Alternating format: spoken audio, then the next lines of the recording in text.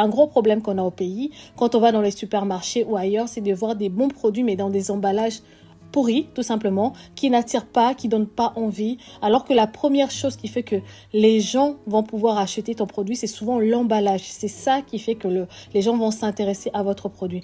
La première impression va compter, donc c'est parce que c'est la première chose que les gens voient, et c'est aussi un outil de vente. Il va attirer l'œil, il va informer, il va rassurer le client, et c'est aussi une preuve du sérieux de la société qui est en train de fabriquer ce produit. Les gens vont être plus à même d'aller acheter votre produit si derrière vous avez fait un bon packaging. Donc si vous passez par cette étape, prenez le temps de bien faire designer votre produit, de passer par des personnes qui vont être professionnelles pour vous faire quelque chose de joli à l'œil et qui va vous permettre vraiment de vous asseoir sur le marché, de vous différencier des autres produits qu'on peut avoir dans les supermarchés et autres et tout. Donc déjà pour commencer, il faut définir votre produit et son usage. Est-ce que vous voulez faire un jus naturel? Si vous faites un jus naturel, il vous faudra des bouteilles soit en plastique ou en verre. Si vous voulez faire de la confiture ou de la pâte d'arachide, il vous faudra des pots en plastique ou en verre. Si c'est plus des choses en poudre, farine et tout, peut-être vous allez opter pour un sachet en zip refermable. Donc il vous faut vraiment être clair par rapport à ça, par rapport aussi à la taille, le mode de conservation, le type de client que vous visez. Est-ce que c'est des enfants, c'est des ménagères, est-ce que c'est des revendeurs, est-ce que c'est des restaurateurs? Tout ça, vous devez les définir avant parce que ça va impacter sur le packaging que vous allez choisir en fait. Parce que faire un packaging pour un enfant ou pour un restaurateur ou un revendeur, ça sera pas pareil. Donc, il vous faut vraiment bien définir tout cela. Et ensuite, vous allez créer votre identité visuelle.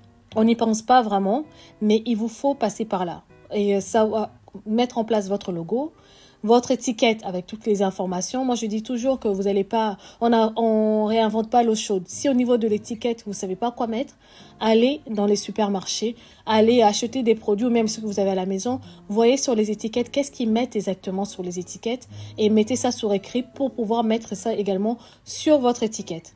Définissez aussi des couleurs, donc les couleurs qui vont attirer l'œil, les couleurs un peu pétillantes, du jaune, du vert et tout, des couleurs qui vont faire que les gens vont vous remarquer. Et dépendamment d'un produit à un autre, bien évidemment, les couleurs vont pas être pareilles. Donc, il faut savoir exactement où vous vous situez pour définir les couleurs par rapport aussi à votre logo. Donc, en fait, vous allez faire tout un ensemble de couleurs par rapport à votre identité visuelle. Donc, ça, tout doit vraiment être en harmonie.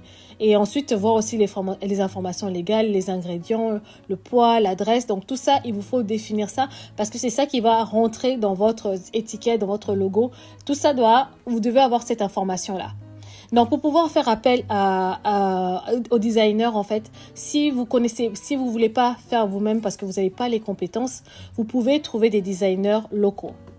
Alors, je vais pas vous mentir, j'ai déjà eu à faire ces démarches au Congo et j'ai trouvé que les designers au pays étaient pas terribles. Alors, ils te sortent des designs, mais mon Dieu, je te dis, mais le sens de l'esthétique, s'il vous plaît, il est passé où? Ou même en leur donnant un logo pour qu'ils vous créent votre identité visuelle, ils y arrivent pas. Je sais pas qu'est-ce qui se passe exactement. Ils y arrivent pas, ils vous font des trucs, mais qui datent de je sais pas quand. T'as l'impression de te retrouver à une autre époque et vraiment je sais pas. Ça va peut-être vous coûter moins cher de passer par des designers locaux. Bon voilà, vous allez passer par Facebook, WhatsApp et tout. Il y a toujours des gens qui peuvent vous aider par rapport à ça. Mais vraiment personnellement, je ne vous recommande pas les designers locaux. C'est triste à dire parce que ça serait bien de faire travailler des personnes qui sont sur place.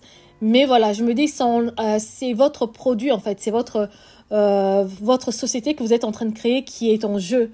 Donc, passez pas par n'importe qui. Peut-être qu'il y en a qui sortent du lot au Congo, mais pour l'instant, j'ai pas réussi à en trouver. Et ceux que j'ai trouvés, je vais même pas vous les recommander parce que c'est pas la peine. Parce que c'est pas la peine, vraiment. Donc, si vous voulez avoir des designers qui valent le coup, qui vous font des jolies choses aussi pour moins cher, si vous êtes au niveau de l'Europe, passez par 5euros.com, par Fiverr, par Upwork, 99 design et tout.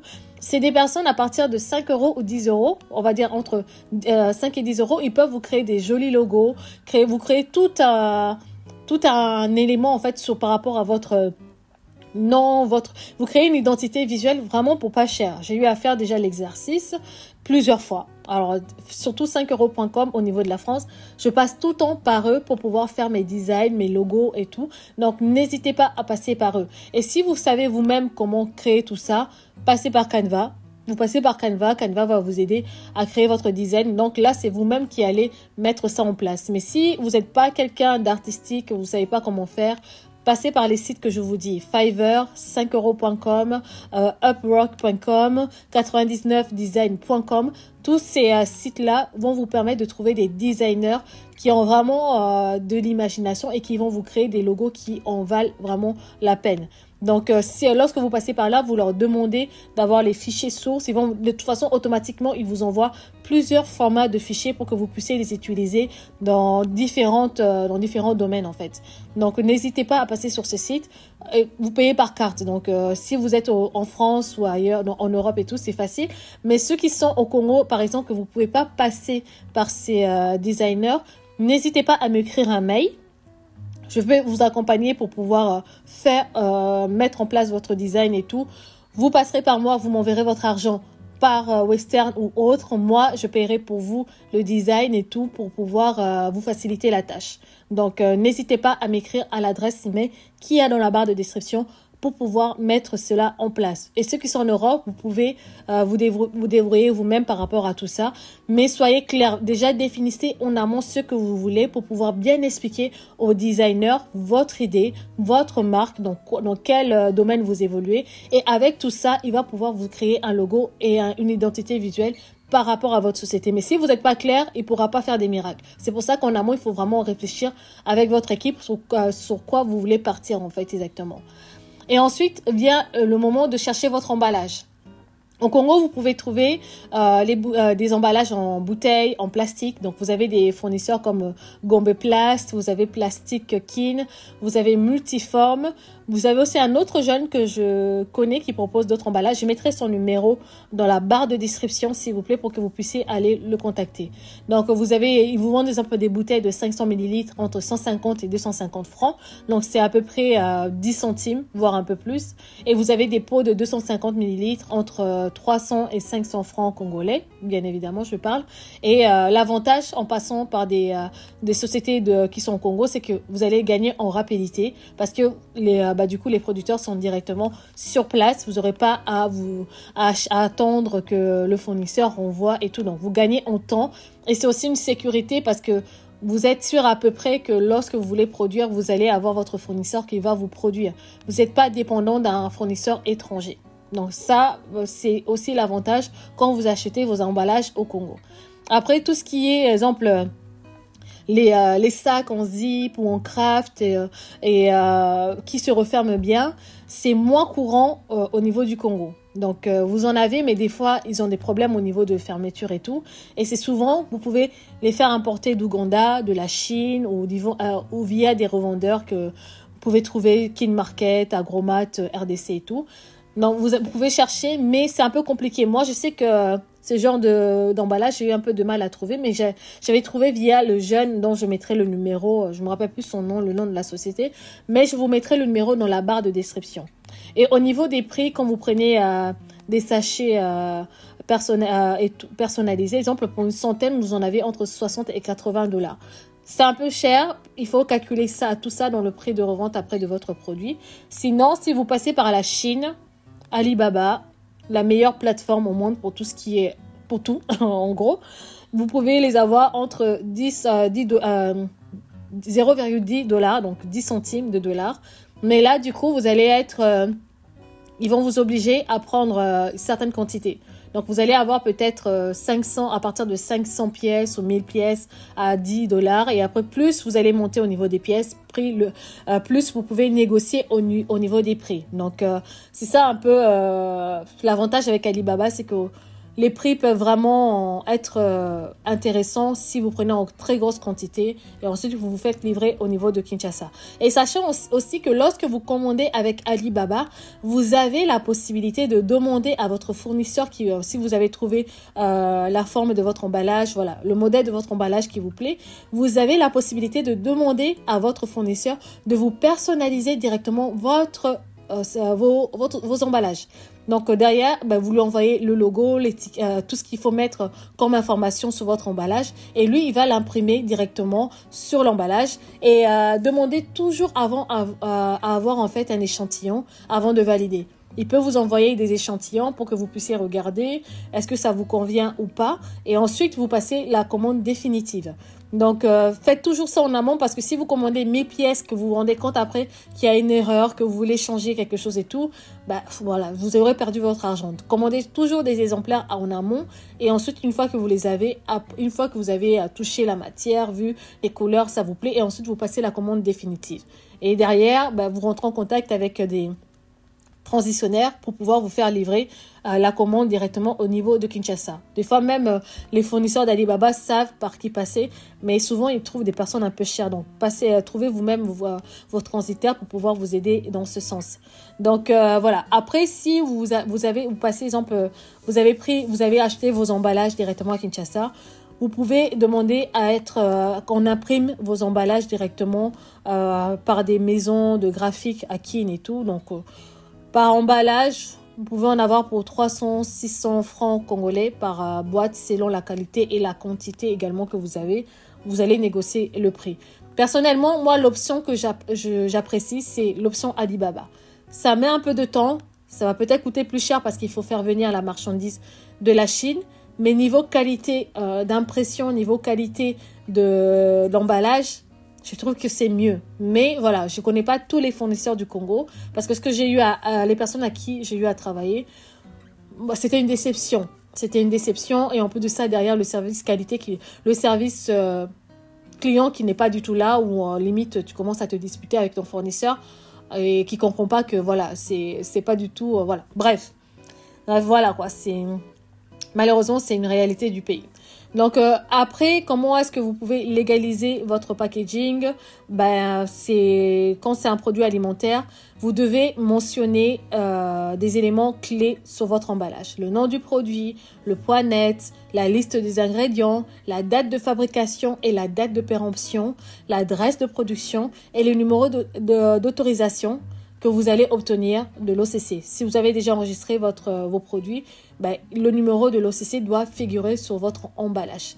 Et si vous voulez, après, je vais vous mettre la vidéo sur comment homologuer son produit. Vous allez le trouver dans la chaîne. Il y a quelques jours que je viens de le faire. Et allez regarder parce que ce numéro de l'OCC doit figurer sur votre emballage pour pouvoir être conforme. Donc, surtout pour les supermarchés. Et voilà, si vous voulez importer, comme je l'ai déjà dit, Alibaba, AliExpress, donc surtout ne passez pas par DHL ou tous les autres transitaires, passez par des transitaires congolais ou chinois pour pouvoir vous faire livrer au niveau du Congo. Et après, les fournisseurs africains, donc vous avez African Packaging Network qui sont sur Facebook, qui peuvent vous aider. Et c'est même moins cher au niveau de la Chine si vous commandez que la Chine si vous commandez au niveau de l'Afrique. Parce que du coup, il n'y a pas les frais Chine au Congo. Et j'ai déjà eu à travailler avec des Béninois qui m'ont transmis de la marchandise au Congo. J'étais étonnée de voir que ça m'avait coûté vraiment pas cher de faire venir de produits du Bénin. Et voilà. Si vous êtes débutant, commencez avec un design simple, des étiquettes peut-être autocollantes. C'est pas l'option que je préfère. Mais voilà, ça peut faire l'affaire. Des fois, vous le voyez dans les supermarchés, des étiquettes. Vous avez juste l'emballage que vous pouvez acheter auprès d'un fournisseur local. Derrière, vous faites des étiquettes autocollantes. Vous pouvez avoir des imprimeries qui peuvent vous faire ça. Vous prenez ça, vous collez sur votre produit et l'affaire est réglée. Mais voilà, c'est aussi une option qui va peut-être pour les débutants, qui va revenir moins cher. Et après, vous voyez comment est-ce que les clients réagissent à votre produit. Et ensuite, voilà, vous pouvez développer, faire évoluer votre emballage. Donc, et pensez toujours que le prix de l'emballage doit être impacté sur le produit, votre produit. Donc, et prenez l'option peut-être la moins chère pour ne pas ensuite que vous proposez vos produits beaucoup trop chers et ne pas avoir de la clientèle derrière parce que votre produit va coûter cher. Donc voilà, je vous mettrai juste le numéro d'une personne que je connais qui vend des emballages et qui peut également vous l'imprimer au Congo. Voilà, j'ai pas pu travailler jusqu'au bout avec elle, mais voilà, la personne m'avait donné des idées, il m'avait montré un peu les emballages qu'ils avaient et tout, donc vous pouvez le contacter pour pouvoir avoir plus d'informations. Donc retenez juste que le packaging, c'est pas juste un joli design, c'est la vitrine, ça sera la vitrine, ce sera votre vitrine, votre commercial en fait silencieux et votre valeur ajoutée. Donc même au Congo avec peu de moyens, vous pouvez créer une image professionnelle, séduire une clientèle, vous démarquer des autres produits. Donc n'attendez pas je sais pas quoi. Donc investissez vraiment dans votre emballage, c'est hyper important. Et si vous voulez que je vous aide à faire un packaging, à trouver un designer ou à commander sur Alibaba ou AliExpress, n'hésitez pas à me le dire dans les commentaires. Je peux voir à quelle mesure je peux vous aider. Voilà, Valou, merci d'avoir regardé la vidéo. N'hésitez pas à vous abonner. Si la vidéo vous plaît, si mes vidéos vous plaisent, s'il vous plaît, n'hésitez pas à liker. Ça aide énormément au niveau du référencement YouTube. Et voilà, si ça vous plaît pas, bah, c'est pas grave, hein. C'est pas grave, mais moi en tout cas ça m'aiderait que vous mettiez des likes pour que je puisse être bien référencée et que d'autres personnes puissent également trouver ma chaîne. Et voilà, partagez autour de vous. Et voilà, je vous souhaite... c'est la fin de la vidéo. Je vous souhaite du coup tout de bon pour vous. Prenez soin de vous, de vos familles. Et moi, je vous dis à une nouvelle vidéo. N'hésitez pas, si vous voulez que j'aborde certains sujets, n'hésitez pas à me le dire. Voilà. Bon week-end. Au revoir.